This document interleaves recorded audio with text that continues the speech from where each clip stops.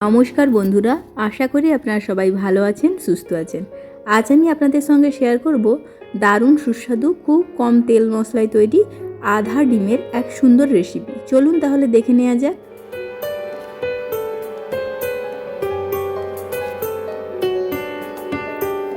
এর জন্য আমি প্রথমে একটা প্রেসার কুকারের মধ্যে কিছুটা জল নিয়ে নেব। 3টে ডিম নিয়ে নিলাম, অল্প একটু নুন অ্যাড করলাম। এরপর ঢাকনা লাগিয়ে মিডিয়াম ফ্লেমে একটা সিটি দিয়ে দেব। এরপর স্টিমটা ভেতরে রেখে কিছুক্ষণ পর ঠান্ডা হলে ঢাকনা খুলে আমরা ডিমগুলো ছাড়িয়ে নেব। অপর দিকে আমি একটা প্লেট নিয়ে নেব। এরপর ডিমগুলো আমি ছুরির সাহায্যে এইভাবে মাঝখান বরাবর কেটে ফেলব।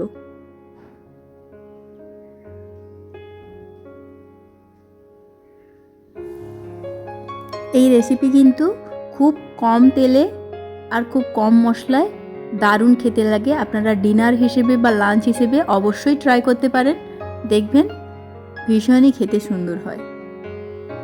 দেখুন, এইভাবে আমি সমস্ত ডিমগুলোর মাঝ বরাবর স্লাইস করে কেটে নিলাম। এরপর আমি অপর দিকে একটা কড়াই নিয়ে নেব। কড়াইয়ের মধ্যে 2 টেবিল স্পুন সরষের তেল অ্যাড করব। এতে 1 টেবিল স্পুন হলুদ গুঁড়ো, 1 টেবিল স্পুন লাল লঙ্কার গুঁড়ো দেব। এরপর ডিমগুলো আমি এইভাবে বসিয়ে দেব। ওপর থেকে অল্প একটু নুন ছড়িয়ে দেব। ডিমগুলো কিছুক্ষণ ভাজা হয়ে আসলে আমরা অপর পিঠটা ঘুরিয়ে দেব। এই রকম করে দুটো সাইডই আমরা ভালো করে ভেজে নেব। এখানে আমার ভাজা কমপ্লিট। এরপর একটি পাত্রে তুলে রাখলাম। দেখুন দেখতে কেমন সুন্দর হয়েছে। অপর দিকে আমি সমস্ত মশলাগুলো রেডি করে নেব। আমি এখানে রসুন নিয়েছি, রসুনগুলো আমি ছুরির সাহায্যে এইভাবে কুচি কুচি করে নেব।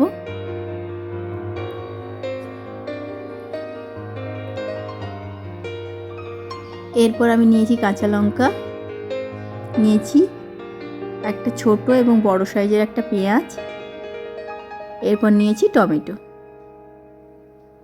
কড়াইতে আরও একটু তেল অ্যাড করব।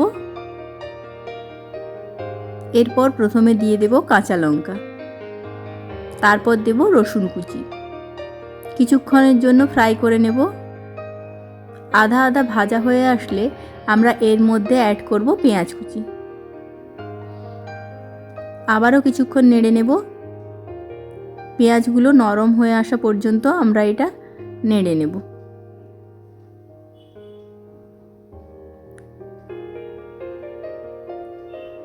দেখুন এখানে পেঁয়াজগুলো একদম নরম হয়ে গেছে।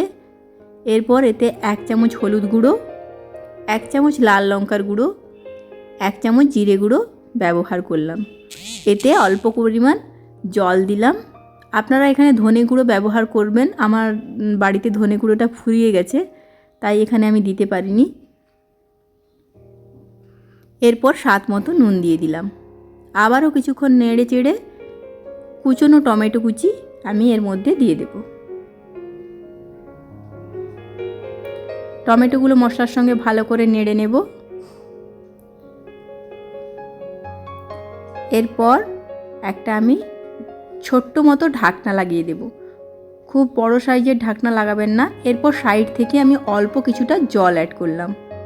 দেখুন কিছুক্ষণ পর ঢাকনা খুলে দেখি সমস্ত জিনিস খুব সুন্দরভাবে বয়েল হয়ে মশলাটা ভালো মতো কষিয়ে গেছে।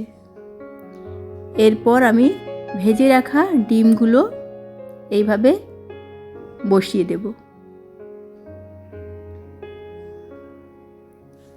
দেখুন এক এক করে বসিয়ে দিলাম। এরপর আবারও কিছুক্ষণ নাড়িয়ে নেব। এপিট ওপিট ভালো করে নাড়িয়ে নেব। দেখুন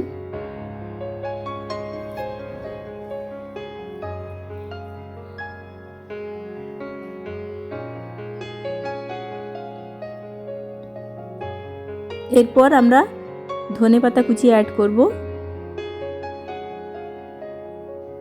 ধনেপাতাগুলো মশলার সঙ্গে আবারও কিছুটা নাড়িয়েই রেডি আমার দারুণ সুস্বাদু আধা ডিমের কষা রেসিপি।